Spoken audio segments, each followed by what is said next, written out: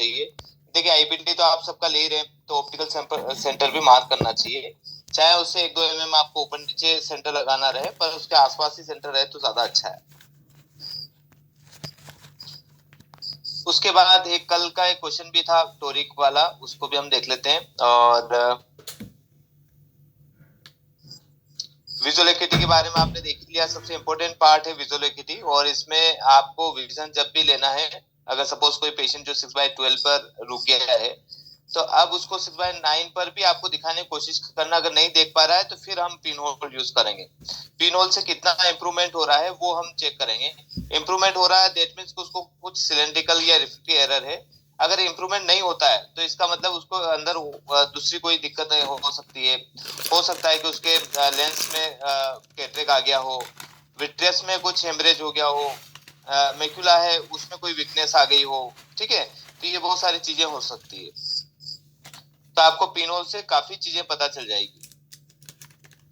और पेशेंट कई बार ऐसा बोलता है कि मुझे दिन में जब भी मैं धूप में जाता हूँ तो मुझे कम दिखता है, पर जब शाम को मुझे अच्छा दिखता है, तो इसका मतलब उसको कोई सेंट्रल कैटरेक्ट हो सकता है, ठीक है। और मायोपिया, देखिए मायोपिया और कैटरेक्ट में हम कैसे पता करेंगे, दोनों ही पेशेंट की वॉइस नहीं आ रही, ओके। हाँ, एक सेकेंड में अपना वीडियो ऑफ कर देता हूँ, उससे समझ में आ जाएगा, ठीक।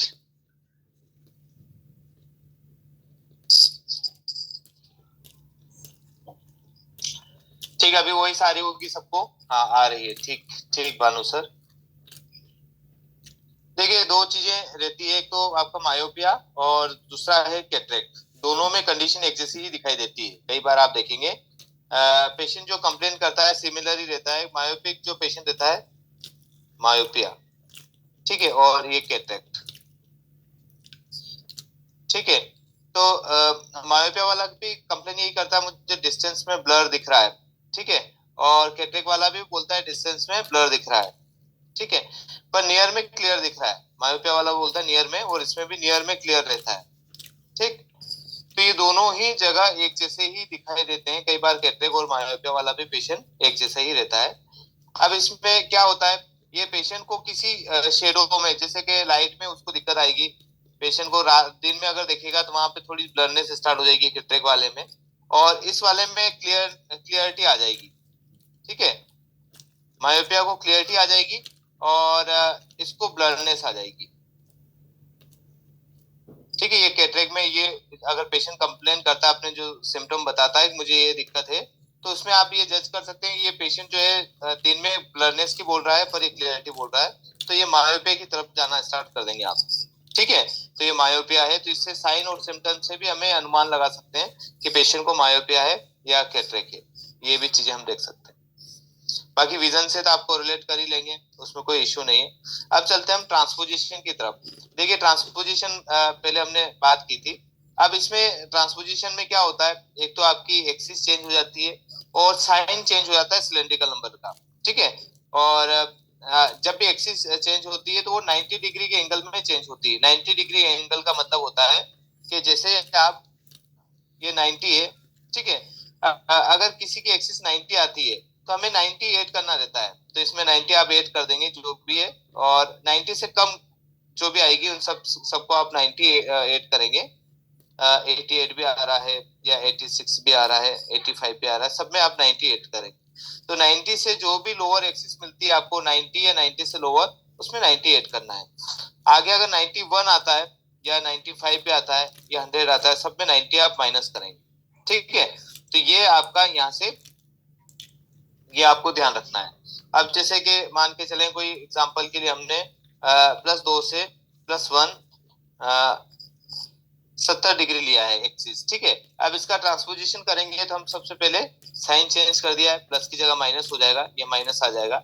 एक्सिस 90 से कम है तो आप 98 कर देंगे तो आ जाएगा 160 डिग्री, ठीक है। अब ये जो +1 है और ये +2 है, दोनों मिलके +3 बन जाएंगे, ठीक है। तो ये +3 से -1 160 डिग्री, ये आपका प्रिस्क्रिप्शन आ जाएगा। तो इस तरह से हम ट्रांसपोजिशन कर सकते हैं। अगर यही एक्सिस मान के चले, देखिए 90 से ज्यादा 160 है, हम ये ऊपर का हटा देते हैं। अब ये वाला, इसका हम ट्रांसपोजिशन कर रहे हैं, मान के चले तो इसमें भी यही +1 आ जाएगा। ठीक है, 160 डिग्री है तो आप क्या करेंगे, 90 माइनस करेंगे तो यहाँ 70 आ जाएगा, क्योंकि 90 से ऊपर है 160। और यहाँ पर आप देखेंगे ये +3 है और ये -1 है, दोनों को अगर हम ये करेंगे, ऐड करेंगे, तो ये +2 ही बच जाएगा यहाँ पर। तो 2 से 1 70 डिग्री, ये आपका ट्रांसपोजिशन हो गया। ठीक है, यहाँ पर कोई इश्यू नहीं, सबको ये समझ में आ गया होगा ट्रांसपोजिशन कैसे करते हैं हम। सर एक बार और बताना। जी, देखिए जैसे कि कोई प्रिस्क्रिप्शन है, मान के चले +0.5 से -1, इसको प्लस ही रहने दीजिए, आप कंफ्यूज हो जाएंगे। यहाँ पर देखेंगे 50 डिग्री। ठीक है, ये कोई प्रिस्क्रिप्शन है। और यहाँ पर हम जब भी ट्रांसपोजिशन करेंगे तो सबसे पहले साइन चेंज कर देंगे सिलेंड्रिकल नंबर का। +1 सिलेंडर है तो यहाँ पे -1 सिलेंडर आ जाएगा। एक्सिस जो है 50 है, इसमें आप 98 कर देंगे, क्योंकि ये 90 और 90 से कम वाली जितनी भी संख्या है उसमें 90 आपको ऐड करना है। और 90 से ऊपर वाली जो भी संख्या है, 91 है या 92 भी है, उसमें 90 आप माइनस कर देंगे। ठीक है, यहाँ पे 1 डिग्री आ जाएगा। तो इसमें आप 90 जो है प्लस कर देंगे, तो प्लस करने पर आ जाएगा 140 डिग्री। अब यहाँ पर आप देखिए ये भी प्लस है, ये भी प्लस है, दोनों प्लस प्लस मिलके प्लस बन गया है। और यहाँ पर आ जाएगा 1.5 नंबर, ये 1 नंबर है और ये आधा नंबर है, टोटल नंबर हो जाएगा 1.5। तो ये आपका प्रिस्क्रिप्शन बन जाएगा 1.5 से -1 140 डिग्री। ठीक आया आपको समझ में सर? जी सर। जी ठीक है। ठीक है, तो इसमें सभी तरह के आप ट्रांसपोजिशन इसी तरह से कर सकते हैं, इसमें कोई भी इशू नहीं है। अगर ये मान के चलें किसी में ऐसा कोई नंबर आया तो फिर हम क्या करेंगे? ठीक है, जैसे -1 है, ये कौन सा नंबर है? ये क्रॉस कंपाउंड ट्रांसपोजिशन करना है। नहीं, ट्रांसपोजिशन तो बेसिकली देखिए ऐसा जरूरी नहीं कि सबको ही करना है। हम तो जस्ट एक आइडिया के लिए, कोई आपको कुछ समझ में नहीं आ रहा है तो हम ट्रांसपोजिशन कर सकते हैं। बाकी जैसे बाहर जितनी भी कंट्रियां हैं जहाँ पे नंबर चेक किया जाता है, वो सब माइनस फॉर्म में ही सिलेंड्रिकल नंबर लिखते हैं। तो बेसिकली हमारा जो प्रिस्क्रिप्शन है वो माइनस फॉर्म में ही होना चाहिए, ऐसा माना जाता है कि भाई माइनस फॉर्म में ही लिखना चाहिए हमें। दोनों तरफ प्लस आ जाता है। हाँ, दोनों तरफ प्लस आ जाता है। तो अब इस वैसे कोई जरूरत नहीं है ट्रांसपोजिशन करने की, ये उनको ट्रांसपोजिशन करना है जो मैन्युफैक्चरर है, जो ग्लास बनाते हैं, उनके लिए है। तो जैसे आधे से आधा ये प्लस प्लस नंबर आ गया है 90 एक्सिस से, तो हम अगर इसको ट्रांसपोजिशन करेंगे तो प्लस की जगह माइनस आ जाएगा 0.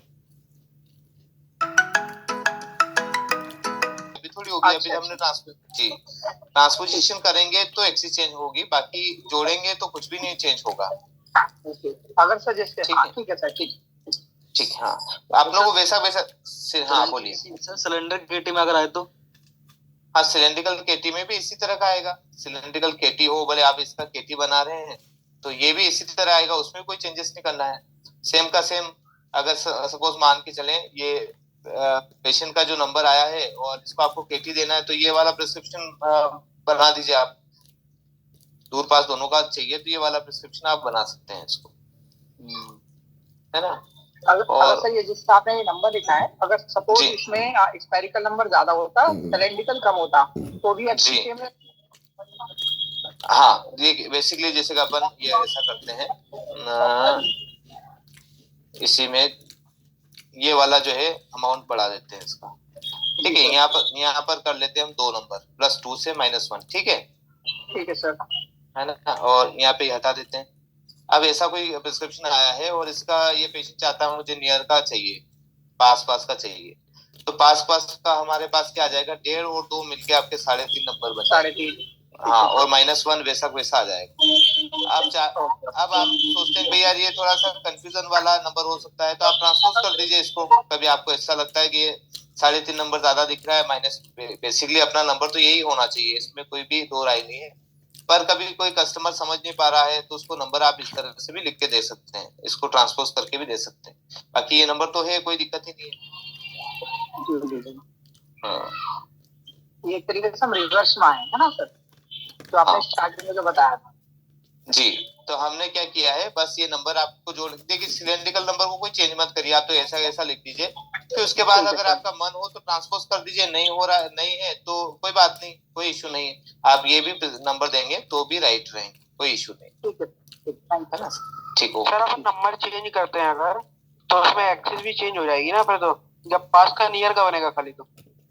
नहीं, नियर का बनाएंगे तो अपन जैसे अभी 3.5 से -190 डिग्री, तो इसमें एक्सिस तो चेंज करने की कोई जरूरत -1 घट जाएगा ना उसमें, प्लस ये +3.5 से -1 तो आएगा नहीं, तो अपन +2.5 से +1 कर देंगे ना उसे, तो एक्सेस हाँ 180 ईयर का खाली हाँ बनेगा। हाँ, तो इसको ट्रांसपोजिशन बोलते हैं। अगर इसको हाँ ट्रांसपोजिशन करना है तो कर हाँ सकते हैं अपन, नहीं करना है तो आप ऐसा भी प्रिस्क्रिप्शन डालेंगे तो आपका भी नंबर हाँ वही बन के आएगा जो आप बता रहे हैं ना, 2.5 से +1 यही आएगा आपके पास। पर हाँ, एक चीज की लेंसोमीटर एक्सिस, में तो यही शो करेगा ना सर। हाँ लेंसोमीटर पर तो यही शो करेगा। यही शो करेगा बिल्कुल। फिर एक्सिस आपको 180 डिग्री लगानी है, हाँ ट्रांसपोजिशन एक्सेस होता है हो ना। जाएगा। जी हाँ जी, ठीक है सर, ठीक।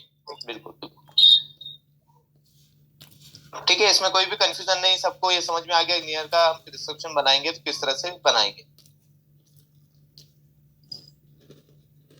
अब चलते हैं हम टोरिक ट्रांसपोजिशन पे।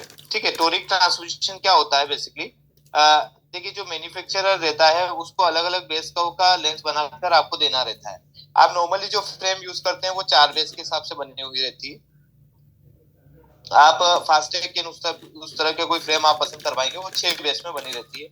आपको गोगल जो बिल्कुल चिपका हुआ रहता है टेम्पल से, वो 8 बेस का बना हुआ रहता है। ठीक है, अब इस बेस कर्व को चेक करने के लिए अपने पास एक जेनेवा लेंसोमीटर आता है, वो यूज कर सकते हैं। जेनेवा लेंसोमीटर में क्या रहता है, ये छोटा सा वॉच टाइप से रहता है, और इसमें ये नॉब रहते हैं, ये फिक्स रहता है, ये मूवेबल रहता है। ठीक है, जैसे इस सरफेस के ऊपर ये इसको प्लंजर ये जो है पुश होता है, यहाँ पे एक नीडल रहती है, वो नीडल आपको 6 बेस तक दिखाती है, 8 बेस है, 10 बेस है, ठीक है, 4 बेस है, ये नीडल जो है वो दिखाती है कि यहाँ पर इतना बेस है। तो ये इस तरह से आप, पर ये बशर्ते ये वाला जो है सेंटर में रखना पड़ेगा।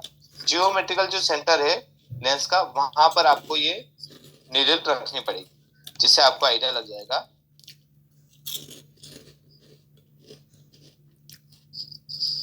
ठीक है, ये समझ में आ गया। अब ये 6 बेस 4 बेस का आपको बनाना है, क्योंकि आपने गूगल बुक कर लिया है, आपको चश्मा बनाना है, पर वो गूगल है, और उस गूगल का जो रैपिंग है वो काफी ज्यादा है। काफी ज्यादा का मतलब है उसमें 8 बेस कर्व है या 6 बेस कर्व है, तो उसके हिसाब से हम जो है,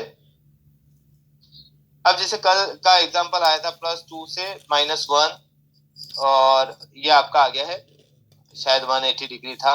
ठीक है, ये ऐसा कोई प्रिस्क्रिप्शन आया है और इसमें 6 बेस कर्व है। ठीक है, अब हम क्या करेंगे कि आपको ये देखना है कि सबसे पहले स्फेरिकल, इसमें सबसे पहले आपको ट्रांसपोजिशन देखना है कि हमारे सिलेंड्रिकल नंबर जो रहता है वो माइनस फॉर्म में ही चाहिए।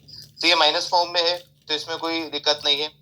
ठीक है, अब हम क्या करेंगे कि ये जो स्फेरिकल नंबर है इसमें सब्ट्रैक्ट करेंगे अपना बेस कर्व। ठीक है, जो बेस कर्व है आपका उसमें हम इसमें सब्ट्रैक्ट करेंगे। अब यहाँ पर आपको मिल जाएगा, ये दोनों माइनस माइनस मिलके प्लस बन जाते हैं। ठीक है, तो हमेशा स्पेरिकल नंबर में आपको ये 6 बेस को प्लस ही करना है एक तरह से, क्योंकि हमेशा ये स्पेरिकल हमेशा प्लस में ही आएगा, क्योंकि ट्रांसपोजिशन जब जब आप करेंगे तब ये प्लस में आना स्टार्ट हो जाएगा। अब यहाँ पर आप देखेंगे ये नंबर हो जाएंगे आपके 9। ओके, यहाँ पे 2 की जगह यहाँ पर 2 आ जाएंगे, है ना, +2 है यहाँ पर, तो +2 है तो यहाँ पर आ जाएगा 8 नंबर। ठीक है, +8 आ जाएगा यहाँ पर, 6 और 2 मिलके आपके 8 नंबर हो जाएंगे। तो ऊपर का जो हिस्सा है वो 8 नंबर बन जाएगा इस तरह से। ठीक है, ये समझ में आ गया आपको कि इंटर जो सरफेस बन जाएगी वो 8 नंबर बन जाएगी। 8 नंबर किस तरह से बनी है वो आपको समझ में आया? नहीं आया? ओके, देखिए बेसिकली हम क्या करेंगे, ये जो बेस कर्व है आपका, वो बेस कर्व मैंने यहाँ पर लिख दिया है, ये +2 है आपके पास में, और ये आपका बेस कर्व लिख दिया मैंने। ठीक है, ये तो समझ में आ गया आपको? हाँ, है ना। चलिए एक काम करते हैं, इसमें और अच्छे से समझ में आएगा। ये जो प्रिस्क्रिप्शन है, ये कई बार आपने देखा होगा कि जहाँ से मैन्युफैक्चरर बना के देता है वो बटे में लिखता है +2 और इसके नीचे जो लिख देता है वो -1, इस तरह से लिखा जाता है कई बार। ये मैन्युफैक्चरर लिख के ना आपके पास भेजता है, कई बार आपकी जो पेपर रहता है ना उसके ऊपर इस तरह से लिखा हुआ रहता है। हम जैसे इसमें इस तरह से लिख रहे हैं वो हम इस तरह से लिखते हैं। अब आपको क्या करना है कि जो ऊपर का हिस्सा है, हाँ हाँ पात्रा सर बोल रहे भाई, हाँ ऐसे ही होता है। अब क्या करते हैं हम कि यहाँ पर इस जो बेस कर्व है उसको सब्ट्रैक्ट कर रहे हैं यहाँ पर, और यहाँ पर हमने ये बेस कर्व लिख दिया है। बेस कर्व माइनस में ही देता है हमेशा, तो -6 लिख दिया है, और यहाँ पे सब्ट्रैक्ट का जो है आपको माइनस का एक निशान ले लिया आपने। ठीक है, अब आगे चलते हैं हम, तो यहाँ पर जो नंबर बनेगा वो +8 बन जाएगा। 8 क्यों बना है? क्योंकि माइनस और माइनस मिलकर 8 नंबर बन जाएंगे। ठीक है, माइनस और माइनस मिलके आपके 8 नंबर बन जाएंगे, तो 8 नंबर इस तरह से बन गया है। अब क्या करेंगे हम, ये ऊपर की संख्या तो पूरी हो गई, अब नीचे में भी ये बेस का हमें ऐड करना रहता है। अब जैसे -1 सिलेंडर 180 पे है, तो दूसरा जो सिलेंडर रहेगा वो कितने डिग्री पर रहेगा? 90 पे रहता है। दूसरे सरफेस, इंटीरियर सरफेस तो हमने स्फेरिकल बना दी, पीछे जो सरफेस है उसको हम सिलेंड्रिकल नंबर बनाएंगे। तो एक सरफेस आपकी 90 डिग्री है, दूसरी सरफेस 180 डिग्री बनेगी। तो हम क्या करेंगे, आपके पास जो है -1 सिल है,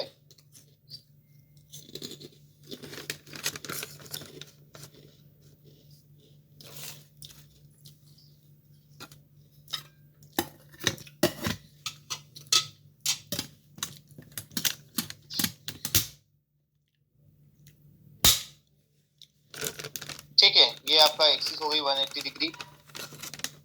अब मैंने आपको बोला है कि दूसरी एक्सिस जो है 90 डिग्री पर है। ठीक है, एक एक्सिस हमने 180 ली है, तो दूसरी एक्सिस 90 पर रहेगी, और यहाँ पे भी ये 0 जो है नंबर 0 है, इसमें भी ऐड कर देंगे -6 बेस को, जो कि 90 डिग्री। ठीक, यहाँ तक आपको सबको समझ में आया? ये मैंने संख्या लिखी है, जो भी देख रहे हैं ये संख्या समझ में आई आपको टोरिक ट्रांसमिशन के लिए? ये 8 नंबर कहाँ से आया ये आपको समझ में आ गया होगा। यहाँ पर हमने ये किया है, तो 8 नंबर यहाँ से आ गया। सर ये बेस कहाँ से आता है? ये बेस का तो आपका जो ग्लास बनता है ना, आप जो लेंस मंगवाते हैं, हार्ड कोट मंगवाते हैं, या ब्लैंक से कटता है ना बेस? तो फिर ब्लैंक से नहीं, ब्लैंक तो आपके पास आती है, पर वो कौन से बेस का की ब्लैंक है आपके पास? 8 बेस की, 6 बेस की, हाँ 4 बेस की, हाँ वो 4 बेस की या 6 बेस की, वो मैन्युफैक्चरर उठाता है वो 6 बेस की बेस का वाली ब्लैंक, और उसके ऊपर कौन सा नंबर बनाना है हमें। ठीक है, अच्छा वो अपने ऊपर डिपेंड होता है ना, जो अपना होगा वो बनेगा। हाँ, जो नंबर हमें बनाना है उसके हिसाब से फिर वो टूल्स हमें सेलेक्ट करना पड़ती है। भाई एंटीरियर सरफेस में 8 बेस का 8 वाला जो है टूल्स यूज करना पड़ेगा 6 बेस के ऊपर। ठीक है, आया समझ में आपको? सर पता है चलता है कौन से बेस पे कितना नंबर तक बनता है?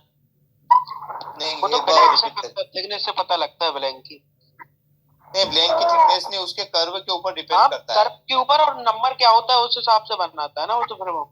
हाँ, जैसे मान के चले कि आपका जो गूगल है वो 8 बेस का है, तो आप मैन्युफैक्चरर को फोन करके या मैसेज करके बताएंगे कि भाई हमें 8 बेस कर्व में ये नंबर चाहिए। ठीक है, तो वो 8 बेस की ब्लैंक उठाएगा, उसके ऊपर ये टूल लगाएगा, टूल लगाने के बाद वो ये नंबर बनाकर आपके पास भेज देगा। तो टूल कैसे बनाएगा कि ऊपर में हमें 8 नंबर चाहिए।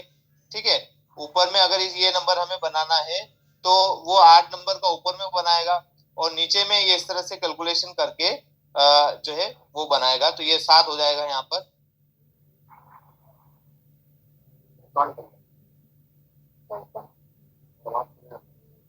ठीक है, यहाँ पर आ जाएंगे। अगर इसको हम कैलकुलेट करते हैं, मान के चलें, इसको हटा देते हैं ताकि कंफ्यूजन ना हो। ठीक है, ये वाला हिस्सा जो है मैं यहाँ पे लिख रहा हूँ। अब ऊपर की संख्या जो है आपको पता चल गई कि 8 है। ठीक है, और यहाँ पे जो संख्या आ जाएगी वो -7 आ जाएगी, और ये एक्सिस आ जाएगी 180 डिग्री। ठीक है, दूसरी वाली संख्या जो है इस तरह का है। ठीक है, तो यहाँ पे आ जाएगा -6 90 डिग्री। ये उसके पास ये प्रिस्क्रिप्शन बन के आ जाएगा। अब ये उस ब्लैंक चूज करेगा 6 बेस की, 8 बेस की या 4 बेस की, उसके ऊपर ये टूल्स लगाएगा। ऊपर में 8 नंबर बनाएगा, नीचे में 7 बनाएगा, दोनों का एक 180 डिग्री पर 7 टूल्स वाला लगाएगा, और 90 डिग्री पर 6 नंबर का टूल्स लगाएगा। 2 + 3 के साथ है, तो उसे +6 बोलता है। फिर बेस के किक बोलता है, कितने बेस है। अभी थिकनेस ये स्केल पर रहता ना, कि बेस है तरब्बा बोलते हैं मतलब बेस का तो माइक बेस से क्या करते हैं, क्या तरब्बा मालूम चला। हां ठीक, सबको समझ में आ गया। देखिए आप हाँ, म्यूट होके ना बात करिए। देखिए आसपास में जो बात कर रहे हैं प्लीज म्यूट होके, बाकी कोई क्वेश्चन हो तो आप अनम्यूट हो जाइए। सर ये साइन कैसे चेंज हुआ पता नहीं सर। कौन सा साइन? साइन और सिलेंड्रिकल 1 है ना, वो प्लस आया है ना, +-6 डाला है ना आपने, तो प्लस साइन कहाँ से आया? ये ऊपर वाला? हाँ, स्फेरिकल में भी माइनस डाला है ना आपने साइन ना, नहीं, जैसे ऊपर में माइनस डाला है ना, यहाँ पे साइन माइनस डाला है हाँ स्फेरिकल में। हाँ हाँ हाँ सिलेंड्रिकल में प्लस डाला है ना, तो कैसे आया जी। पता नहीं चला। नहीं माइनस इंटू बेसिकली माइनस हाँ, इस स्फेरिकल में हम क्या माइनस करेंगे और सिलेंड्रिकल नंबर में हम ऐड करेंगे। सिलेंड्रिकल नंबर हाँ, दो तरह की सरफेस रहती है अपने लेंस की। तो हम क्या करते हैं कि जो इंटीरियर सरफेस है उसमें स्फेरिकल के लिए हम यूज करते हैं इसको, इंटीरियर सरफेस स्फेरिकल के यूज करते हैं, और पीछे की जो बैक साइड है उसमें सिलेंड्रिकल नंबर जनरेट किया जाता है। और सिलेंड्रिकल नंबर हमेशा जोड़ा जाता है और स्फेरिकल हमेशा घटाया जाता है ना। तो इस तरह से आपको हमेशा स्फेरिकल जब भी मिलेगा तब आपको इसको इस तरह से माइनस करना है। जब भी सिलेंड्रिकल नंबर हाँ, आपको जोड़ना है। ठीक है, ठीक है सर। ठीक है, ओके, ठीक है। किसी को कोई कंफ्यूजन यहाँ पर? सर ये करना किस लिए है? हाँ देखिए, ये करना कुछ भी नहीं है, ये समझने के लिए है। अपने समझने का मतलब ये है कि भाई मैन्युफैक्चरर क्या करता है, हमें नॉलेज के लिए हम बात कर रहे हैं, बाकी हमें करना नहीं है इसको। ये तो टोरिक हम नहीं करते हैं, पर कल एक क्वेश्चन आया था इसलिए हम टोरिक ट्रांसमिशन इसको एक बार रिपीट कर रहे हैं। ओके सर, ठीक है, बाकी ऐसा कोई भी इशू नहीं है, हमें कोई जरूरत नहीं है इसको कुछ करने की। अब हम चलते हैं रिफ्रैक्टिव एरर के ऊपर। ठीक है, रिफ्रैक्टिव एरर जो रहते हैं वो बेसिकली आप देखेंगे दो तरह के रहेंगे इसमें। ई मेट्रोपिया रहता है, ए मेट्रोपिया रहेगा। ठीक है, ई मेट्रोपिया उस पेशेंट को बोलते हैं जिनका विजन 6/6 है, जिनको कोई भी रिफ्रैक्टिव एरर नहीं है, उसको ई मेट्रोपिक बोलते हैं। ए मेट्रोपिक का मतलब होता है कि जिनके कुछ न कुछ रिफ्रैक्टिव एरर है, या तो माइनस का हो सकता है, या प्लस का हो सकता है, या सिलेंड्रिकल नंबर हो सकता है, उनको हम क्या बोलते हैं? ए मेट्रोपिक। ठीक है, साथ में आप देखेंगे प्रेस बायोपिया। प्रेस बायोपिया किसको बोलेंगे? जिनकी एज 40 साल की हो जाती है और उनके पास का एक नियर करेक्शन आ जाता है। ठीक है, 38-39 साल की एज में नियर का करेक्शन स्टार्ट हो जाता है, उसको प्रेस बायोपिक करेक्शन बोलते हैं। ठीक है, ये भी समझ में आ गया आपको। ई मेट्रोपिया जिनका विजन 6/6 है, और ए मेट्रोपिया जिनको रिफ्रैक्टिव एरर है पर हमें पता नहीं कि माइनस का नंबर है या प्लस का। आप कहीं स्कूल स्क्रीनिंग करने के लिए गए हैं और वहां पर विजन लिया है पेशेंट किसी का, और उसका विजन 6/12 ही आ रहा है और पिन होल लगाने पर 6/6 आ गया है, दैट मींस इसको रिफ्रैक्टिव एरर है। पर उस समय हमारे पास ऑटोरेफ या रेटिनोस्कोप कुछ भी नहीं था, तो इस पेशेंट को हम ए मेट्रोपिक जो है डायग्नोस डालकर भेज देंगे अपने क्लिनिक पर कि आप वहीं पर चेकअप कराइए आप। तो ये हम डायग्नोस डालेंगे ए मेट्रोपिया।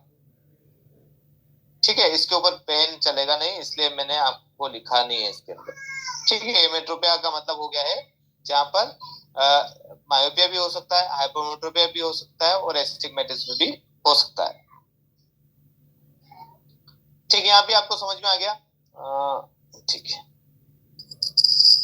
प्रेस बायोपिक करेक्शन जिनकी 40 साल की उम्र हो जाती है। हाँ हेलो जी सर, ये बेस कर्व का कैसे पता चलेगा गॉगल में, ये बताएंगे आप जरा?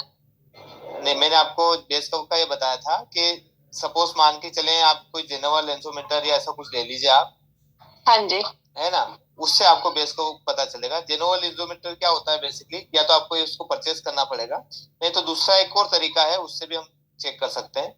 ये इस तरह का एक जेनोवा लेंसोमीटर आता है जिसमें 2 प्लंजर रहते हैं, 3 प्लंजर रहते हैं बेसिकली, ये फिक्स रहते हैं।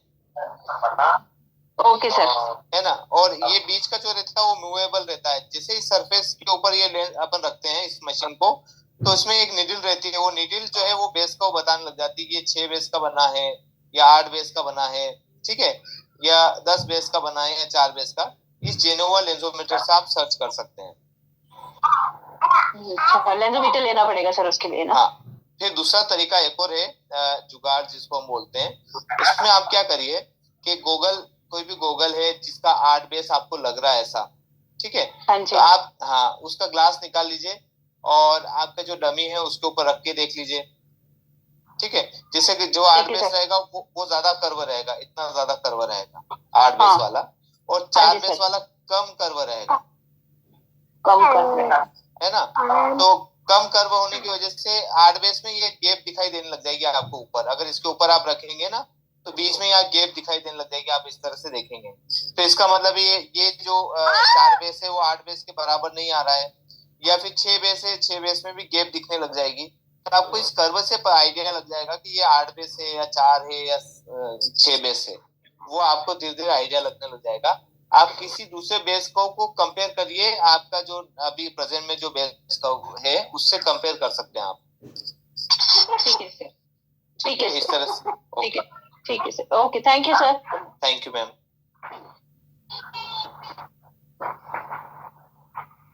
ठीक है, आगे चलते हैं हम। तो सर ये बेस से कुछ फर्क पड़ता है कि जितना ज्यादा बेस होगा उतना अच्छा होगा या खराब होगा? नहीं, बेस कर्व बेसिकली आपने जो फ्रेम चॉइस कराते हैं उसके लिए बेस कर्व जरूरत रहती है। जो फ्रेम आप चॉइस कराते हैं ना, प्लीज अनम्यूट हो जाइए आप सभी। हाँ, एक सेकेंड। जिनके सर क्वेश्चन बहुत पूछने, डिस्टरबेंस आ रही है सर, जी, सॉरी जी। बहुत। देखिए, जिनके बेसिकली बेस कर्व हमें कहाँ पे चूज करना रहता है कि जैसे आपने कोई फ्रेम पसंद कराई, ठीक है। ये फ्रेम एक पेशेंट की फ्रेम इस तरह की थी और इसका जो बेस कर्व अगर मान के चले अपन, तो ये 6 बेस कर्व था इसमें, ठीक है। ये 6 बेस कर्व है इसका, इस फ्रेम का डमी के ऊपर हम चेक करेंगे। और आपने लेंस का ऑर्डर कर दिया है, पेशेंट का लेंस मंगवा लिया है। मान के चले ये नंबर तो 2 से 1 नंबर था, एग्जाम्पल के लिए मैं ले रहा हूँ। अब ये वाला नंबर आपने इसमें फिट किया, ठीक है। अब ये जो नंबर बन के आया है वो 4 बेस में बन के आया है और आपकी फ्रेम का बेस कर्व 6 है। तो अब क्या होगा कि ये जो लेंस है ये यहाँ से बाहर, यहाँ दोनों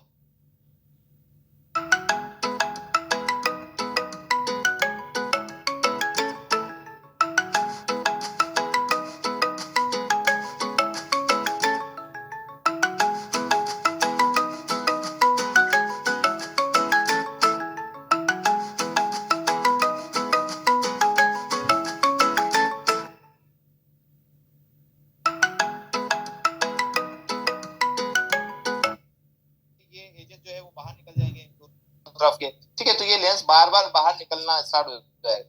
तो हमें ऐसा बेस कर्व चाहिए जो फ्रेम के बेस कर्व से मिल जाए, इसलिए हमें बेस कर्व की जरूरत पड़ रही है कि आपका जो फ्रेम है वो 6 बेस का है तो हमें 6 बेस का ही लेंस चाहिए, 4 बेस का हमें काम नहीं कर सकते हैं।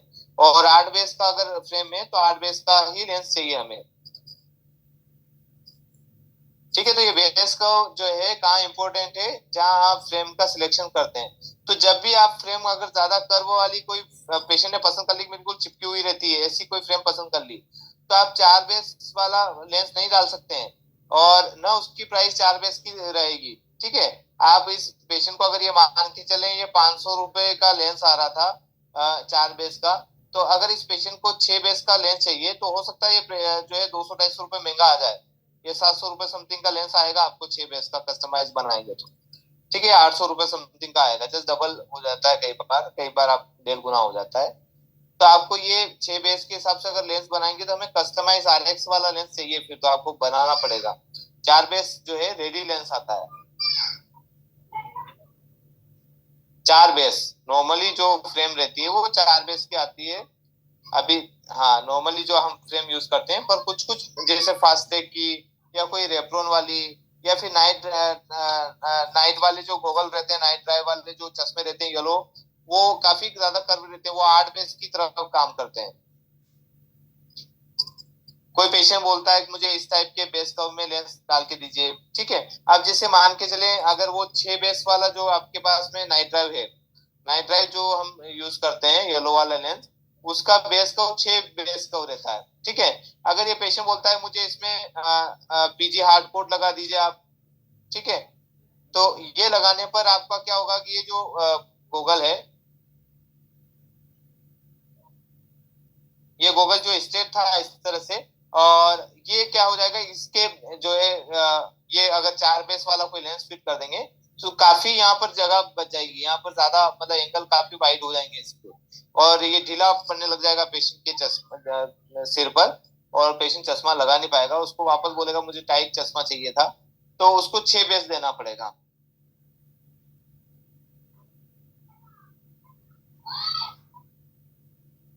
हाँ, बेसकव का राजा शाह जी, बेसकव का पता करने के लिए आपको एक तो मैंने आपको बताया लेंसोमीटर यूज करेंगे, जेनेवा लेंसोमीटर आता है वो यूज कर सकते हैं, एक वॉच की तरह रहता है, या फिर आपके पास में जो गूगल आते हैं जो रेप्रोन जो पैक वाले रहते हैं, जैसे मैंने आपको बताया नाइट ड्राइव जो है वो 6 बेस का रहता है, बाकी उसके बाद बिल्कुल पैक जो रेप्रोन रहते हैं वो 8 बेस के रहते हैं, ठीक है, 6 बेस और 8 बेस, इनसे कंपैरिजन कर लीजिए, आपकी डमी जो फ्रेम की डमी है उससे कंपैरिजन कर लीजिए, या फिर आप ऐसा करिए कि फ्रेम के ऊपर से देखिए, ये जो फ्रेम की बनावट है या इसके ऊपर से आप देखिए कि यहाँ पर कितना कर्व है, ज्यादा कर्व दिख रहा है तो आपका 6 से 8 बेस है, कम कर्व दिख रहा है तो 4 बेस है, बिल्कुल कर्व नहीं दिख रहा है वो फ्लैट हो गया है, ठीक है, तो आपको ऊपर से इस तरह से आंखों से देखना पड़ेगी, आपको ये यहाँ निगाह डालेंगे तो इससे हमें समझ में आ जाएगा।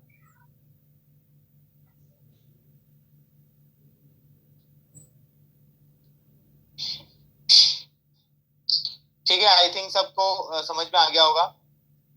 बेस कर्व जो है डमी से आप पहचान लीजिए, नहीं तो जेनेवा लेंसोमीटर लाना पड़ेगा, उसके थ्रू आप चेक कर सकते हैं, नहीं तो आइडियली आप धीरे धीरे चीज को देखना स्टार्ट करेंगे तो आपको समझ में आना स्टार्ट हो जाएगा।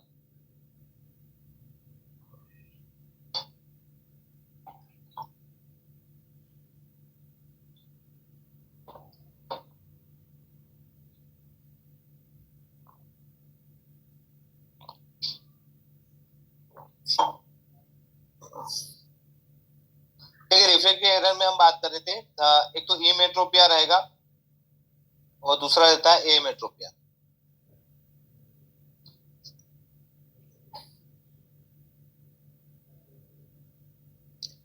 एक और कोई क्वेश्चन आया है, 6 बेस का है तो 6 बेस का ही लेंस लगेगा, जितना बेस कर्व आपका फ्रेम का रहेगा उतना ही बेस कर्व का लेंस आपको मंगवाना रहेगा। एक बेस कर्व आप कम ज्यादा कर सकते हैं, एक mm का बेस कर्व कम ज्यादा चल सकता है, जिसे कि मान के चले 4 बेस कर्व है, ठीक है, या 5 बेस कर्व है, वो 4 बेस का लेंस लगाना है तो वो लग सकता है, थोड़ा 19-20 करके आप उसको कर्व कर देंगे, ठीक है, फ्रेम को थोड़ा कर्व कर लेंगे या स्ट्रेच कर देंगे, वैसा कर सकते हैं।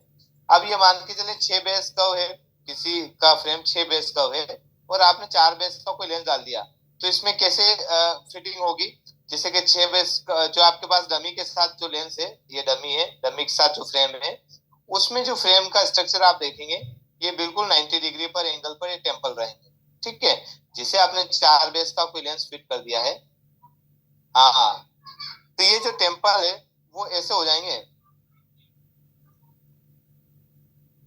ठीक है, ये इस तरह से हो जाएंगे, तो ये काफी गैप बच जाएगी और पेशेंट जो है बार बार बोलेगा ये लूज हो रहा है चश्मा, तो ये ऐसे खुल जाएगा, चश्मा पूरा खुल जाएगा, ओपन हो जाएगा, तो इसके टेम्पल काफी बढ़ जाएंगे, ये बेस कर्व की वजह से होता है, 4 बेस आपने डाल दिया, 6 बेस डालना था, तो दोनों का बेस कर्व सेम होना चाहिए।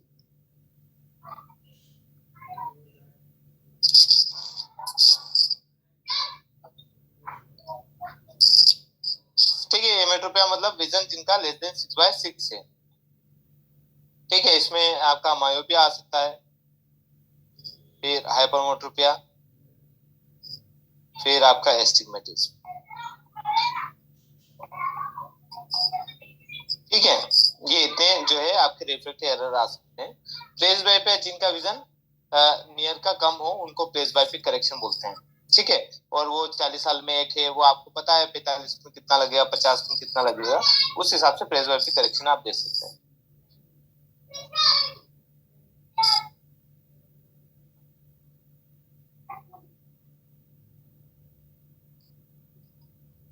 अगर बेस सेम ना हो तो दिक्कत नहीं होती क्या, बेस तो सेम होना चाहिए, 4 बेस का अगर फ्रेम है तो 4 बेस का ही लेंस चाहिए हमें, 6 बेस का है तो 6 बेस का ही लेंस चाहिए, तो ये बेस को जो है आपको निकालना पड़ेगा, और कैसे निकालेंगे, या तो लेंसोमीटर से निकाल लीजिए, जेनेवा लेंसोमीटर जो अलग टाइप का इक्विपमेंट है, या फिर आपके पास जो पुराना लेंस है उसको रख के देख लीजिए फिट हो रहा है या नहीं हो रहा है।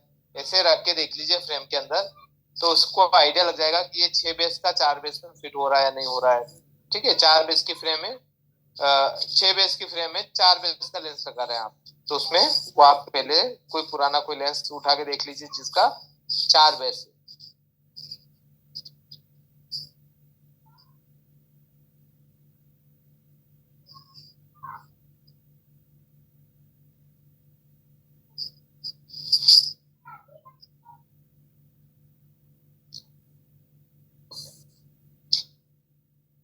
ठीक है, तो आपको समझ में आ गया होगा अब। हाँ,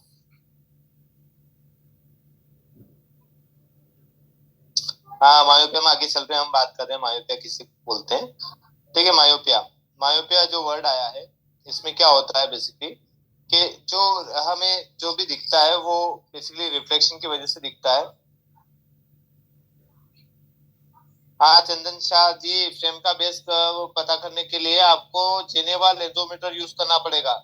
नहीं है तो जैसे आपके सनग्लास का बेस को देख लीजिए कि उसमें 6 बेस कर रहता है, 8 बेस, उससे कंपैरिजन कर लीजिए आपके फ्रेम का।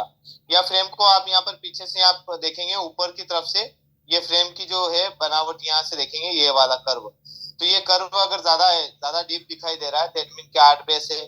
कम डीप दिख रहा है तो 6 है, थोड़ा सा और कम दिख रहा है तो 4 बेस है। तो आजकल हमारे पास जो फ्रेमें रहती है वो 4 बेस की रहती है, और उसके बाद 6 बेस है, फिर 8 बेस है। 8 बेस और 8 बेस जो है स्पोर्ट्स वाले जो सनग्लास आते हैं उनमें यूज किए जाते हैं।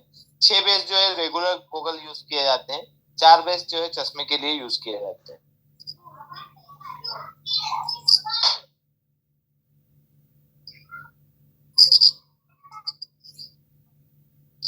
हाँ, मायोपिया मतलब होता है नंबर, चश्मे का नंबर है।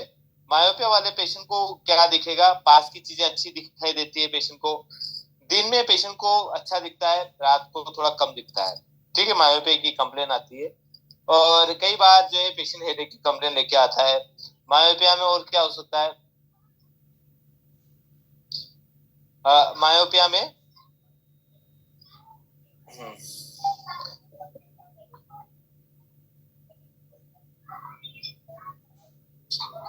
हाँ बेस के ऊपर ज्यादा ध्यान नहीं देते हैं। देखिए पेशेंट की कब कंप्लेन आती है, जब वो लेंस बार बार निकल निकल के बाहर फेंक रहा है। ठीक है, अगर आपने 6 बेस की फ्रेम में 4 बेस डाल दिया है तो वो लेंस बार बार निकल निकल के बाहर जाता है। एक आइडिया आपको लग जाएगा। देखिए जो सबसे ज्यादा कर्व है वो 8 बेस है, जो उससे कम है तो 6 बेस हो गया, उससे थोड़ा कम है तो 4 बेस हो गया। ठीक है, ये बेस की डेफिनेशन है। तो इस तरह से आप बेस को कंपेरिजन कर लीजिए आपके पुराने वाले गूगल से, किसी लेंस से, उससे आप कंपेयर कर सकते हैं।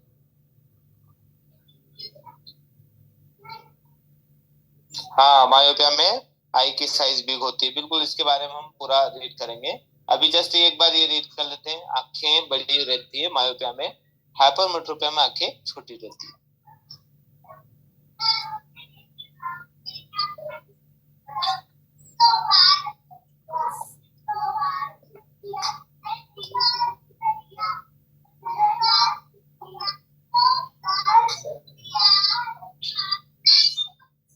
ठीक है, बेसिकली क्या होता है कि ये जैसे पैरेलल रेस है आपकी इन्फिनिटी से आ रही है, ये कॉर्निया हो गया, कॉर्निया से फिर लेंस में, और लेंस से जाकर आपके रेटिना पर फोकस होती है, इसको इमेट्रोपिया बोलते हैं। This is a emmetropia.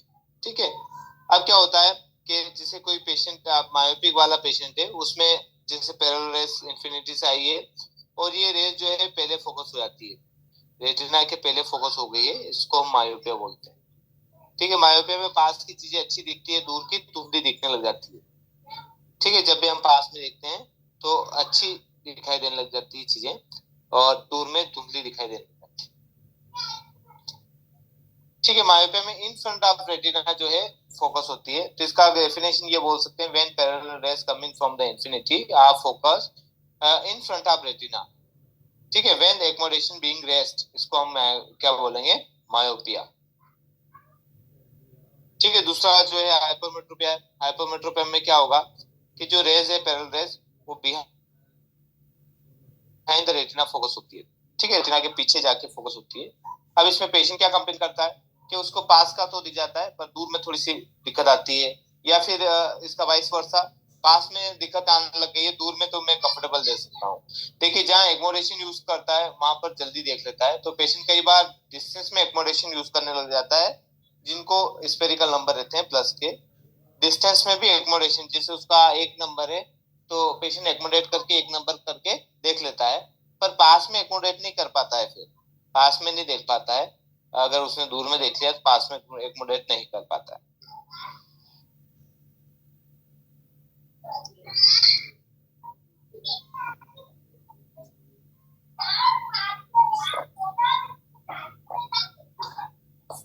ठीक है, तो एक्मोडेशन जो है उस समय रेस्ट होना चाहिए, जिसका भी आप विजन ले रहे हैं उसमें एक्मोडेशन काम नहीं करना चाहिए।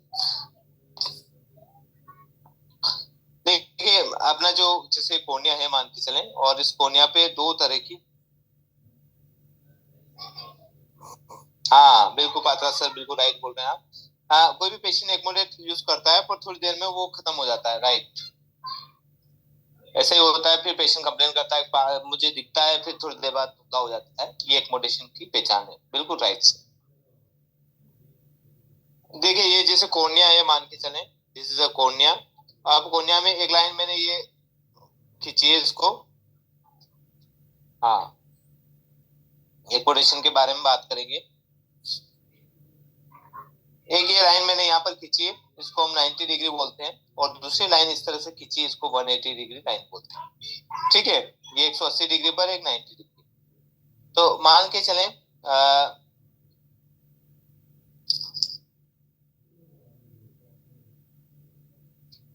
ठीक है, वर्टिकल हो गई है और दूसरी है 180 डिग्री पर। ये 2 मेरिडियन रहती है अपनी आंखों में, कोर्निया में 2 मेरिडियन रहती है। इन्हीं 2 मेरिडियन से रेस जो है अंदर रेटिना तक जाती है। ठीक है, ये रेटिना तक जो जाने का जो है वो इन 2 मेरिडियन से वर्टिकल और हॉरिजॉन्टल, और यहाँ रेटिना फोकस हो जाती है। हाँ क्वेश्चन एक बार देख लेते हैं। एक्मोडेशन क्या होता है इसका पहले आंसर देख देते हैं। देखिए जब भी हम दूर में देखते हैं तो लेंस जो है पतला रहता है, दूर में देख रहे हैं हम तो लेंस पतला रहता है, पर नियर में देखते हैं तो वो जब लेंस वो मोटा हो जाता है, ठीक हो जाता है। ठीक है, इसको हम एक्मोडेशन बोलते हैं, जो अपने आप की पावर को बढ़ा देता है। मान के चलें यहाँ पर 20 डायोप्टर थी, यहाँ पर 23 डायोप्टर हो गया है। जब भी हम पास में देखते हैं तब एक्मोडेशन बढ़ जाता है, जब हम दूर देखते हैं तो एक्मोडेशन नहीं रहता है, वो रेस्ट रहता है।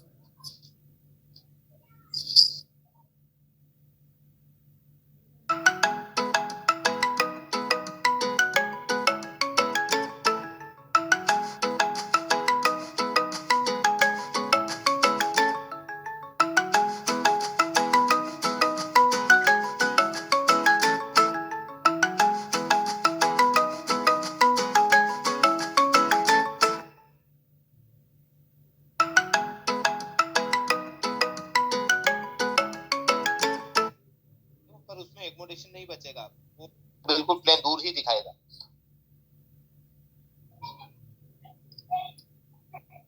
ठीक है, तो इसी को हम एक्मोडेशन बोलते हैं।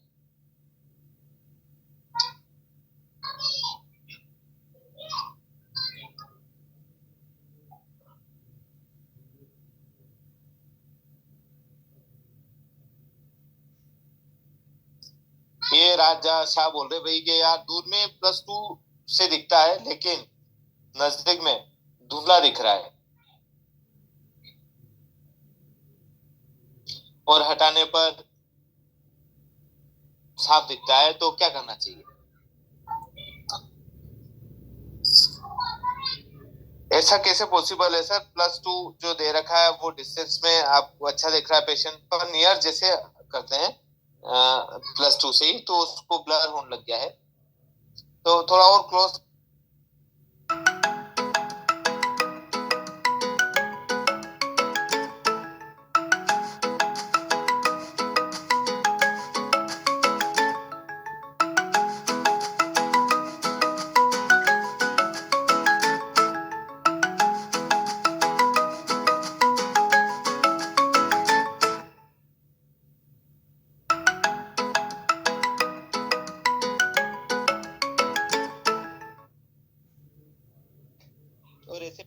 पेशेंट का कई बार हम फॉगिंग टेस्ट भी कर सकते हैं।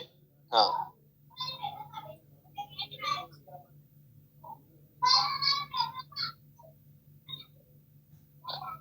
हाँ, तो इसका थोड़ा सा नंबर कम करके देखिए सर, अगर पेशेंट अगर कंफर्टेबल रहता है तो थोड़ा बहुत एक्कोमोडेशन हो सकता है कि ओवर कर रहा हो। बाकी ऐसी दिक्कत नहीं आती, फॉगिंग टेस्ट करके देख लीजिए। ऐसा पेशेंट जब भी आता है हम फॉगिंग टेस्ट भी कर सकते हैं, ठीक है। जो हाई नंबर है वहां से धीरे धीरे हम कम करते जाएंगे जब तक कि नियर जो है डिस्टेंस की जो लास्ट लाइन है वो 6/6 ना हो जाए, तब तक आप कम करते जाएंगे। तो इस तरह से भी फॉगिंग मेथड भी यूज कर सकते हैं।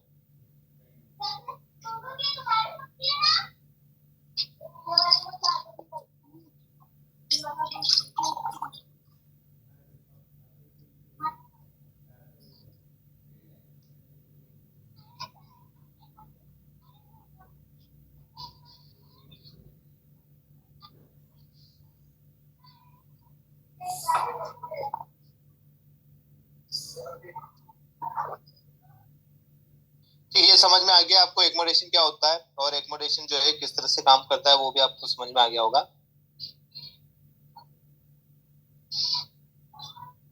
केटी का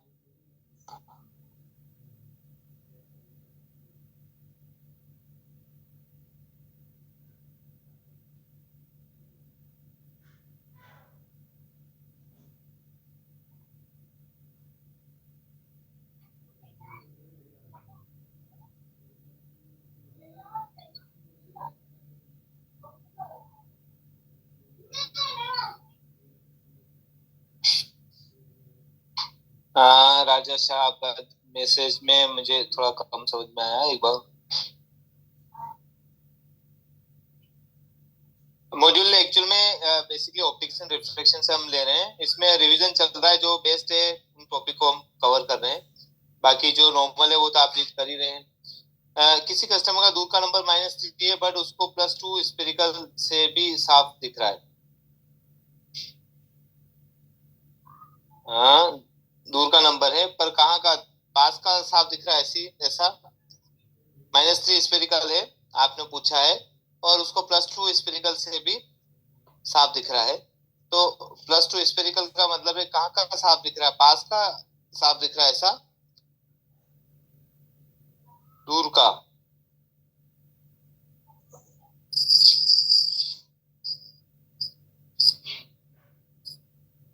हाँ, ये पॉसिबल नहीं है पर एक जगह पॉसिबिलिटी कई बार आती है। हाँ देखिए, कई बार ऐसा होता है कि जैसे किसी पेशेंट जो है, ये बुजुर्ग लोगों में या फिर जो जिनके एनएस स्टार्ट हो गया है, न्यूक्लियर स्क्लेरोसिस, उनमें ये चीजें हो सकती है कई बार। उसमें क्या होता है कि ये वाला जो हिस्सा है बीच का न्यूक्लियस, ठीक है, इसमें जो है चेंजेस काफी हो जाते हैं जिसको एनएस बोलते हैं, और यहाँ पर एनएस हो जाता है। बाकी ये प्लस का नंबर है और ये माइनस का रहता है। 2 नंबर के चश्मे उसके अंदर काम करने लग जाते हैं। जो सबसे ज्यादा डोमिनेंट है, जो सबसे ज्यादा देख लिया अपने चेक करने के बाद हमें पता चल जाता है। तो इसमें 2 तरह के नंबर मिलते हैं आपको। माइनस का, यहाँ पे माइनस का नंबर मिल जाएगा, यहाँ पे प्लस का नंबर मिलता है। तो कई बार पेशेंट जो है इस वाले हिस्से से देखता है तो प्लस हो गया है, इस वाले हिस्से से देखता है तो वो माइनस का नंबर हो जाता है। तो इस पेशेंट को दूर का भी अच्छा दिखता है, पास का भी अच्छा दिखता है नंबर, चश्मे नंबर के हिसाब से। पर कई बार अगर आप, जैसे ये नंबर दिया है किसी ने -3 दिया होगा, ये एनएस देखकर दिया है और इसके साइड में बाजू में आप देखेंगे तो ये प्लस जो है +2 आ गया है। ठीक है, इस तरह से कई बार चीजें हो जाती है।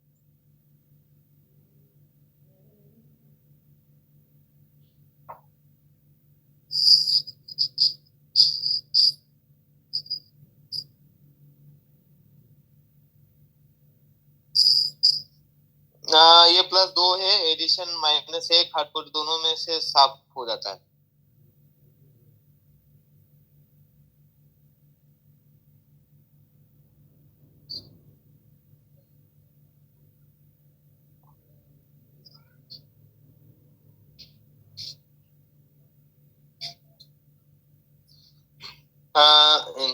शादी ने क्वेश्चन पूछा है,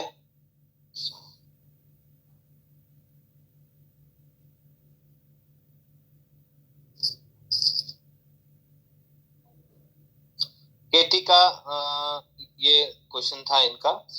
+2 से एडिशन -1 हार्डकोड केटी दोनों से साफ हो जाता है। फिर ये नंबर होता है लिखना है क्या, लिखा क्या सर? देखिए +2 से एडिशन हमेशा प्लस में ही आता है, माइनस में नहीं आता है। इवन कोई प्रिस्क्रिप्शन मान के चलिए, क्या आपके पास कोई पेशेंट आया ऐसा जिनकी एज 45 साल के, और यहाँ पर आप देखेंगे 1.5 नंबर आ रहा है 6/6 से, और उसको एडिशन 45 के हिसाब से 1.5 ही आएगा। तो ये ऐसा कई बार आ जाता है। ठीक है, तो ये जो क्रिप्टो बाइफिकल लगेगा ये 0 नंबर का बनेगा, बिना नंबर का, और ऊपर वाला जो है आपके जो नंबर आता है वो ही रहता है।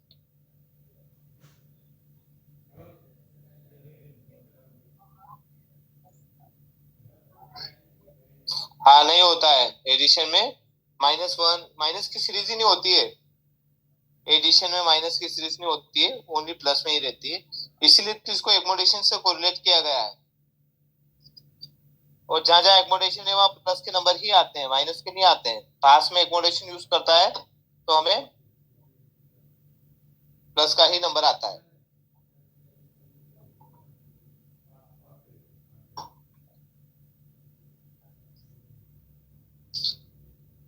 देखिए इसमें एडिशन एक डेट दिया गया है, पर अगर यहाँ पर आप देखेंगे इसके क्रिप्टो बाइफोकल में तो ये 0 बताएगा, कोई भी नंबर नहीं बताएगा।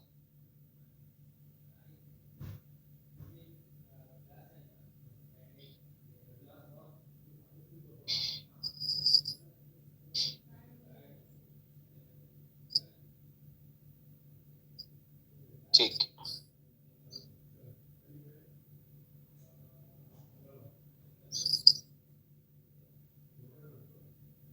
ठीक है, हम हाइपोमेट्रोपिया की तरफ थे। हाइपोमेट्रोपिया में क्या होता है कि जैसे ये आईबॉल है, और आईबॉल से जो पैरेलल रेस जा रही है वो बिहाइंड द रेटिना फोकस हो जाती है, रेटिना के काफी पीछे फोकस हो जाती है। इसको हाइपोमेट्रोपिया बोलते हैं। ठीक है, यहाँ पे भी कोई इश्यू नहीं है। दूसरा आप यहाँ पर देखिए,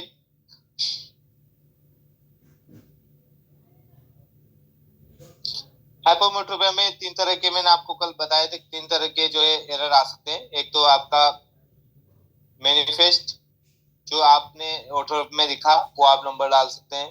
दूसरा फैकल्टेटिव, ठीक है, और लेटेंट। ये 3 तरह के नंबर जो है पेशेंट की आंख में से निकल के आते हैं।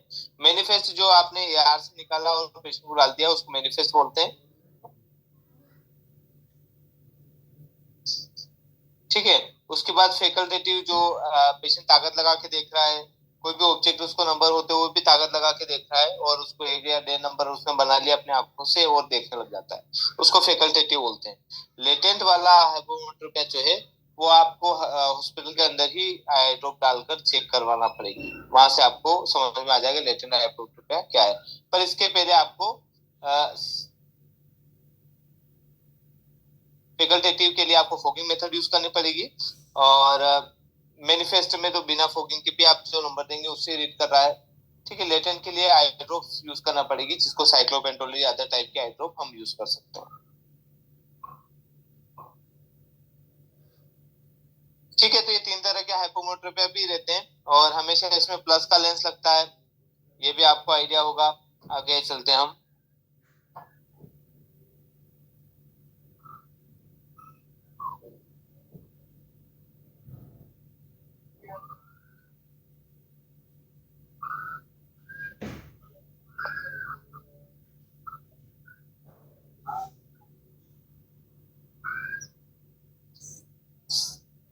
देखिए जब भी किसी को नहीं, हाइपोमेट्रोपिया हमेशा प्लस का ही लेंस लगता है, माइनस का नहीं लगता है। हाइपोमेट्रोपिया में प्लस का ही लेंस लगेगा, माइनस का नहीं लगेगा।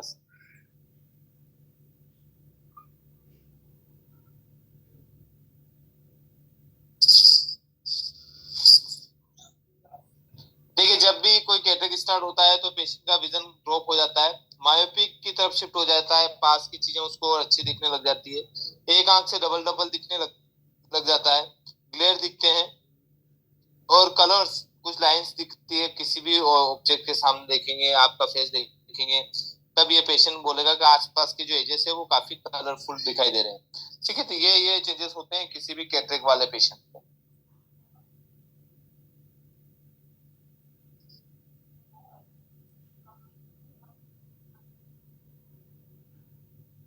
ठीक है, रेटिना में जो कर्वेचर रहता है वो 12 -12 mm का कर्वेचर रहता है, जिसे हमने बेस कर्व देखा था 8 बेस कर्व, इसी तरह आंख के अंदर भी बेस कर्व रहता है, वो 12 mm का रहता है।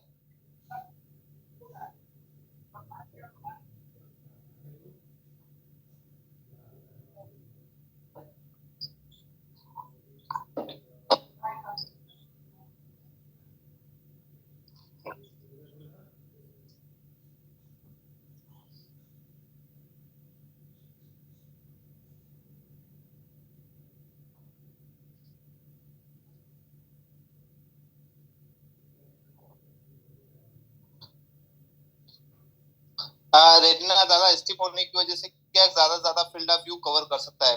फील्ड ऑफ व्यू क्या होता है बेसिकली, जिसे आप किसी ऑब्जेक्ट को देख रहे हैं और आपको ऊपर की तरफ कितना नजर आ रहा है एक जगह फोकस करते हुए,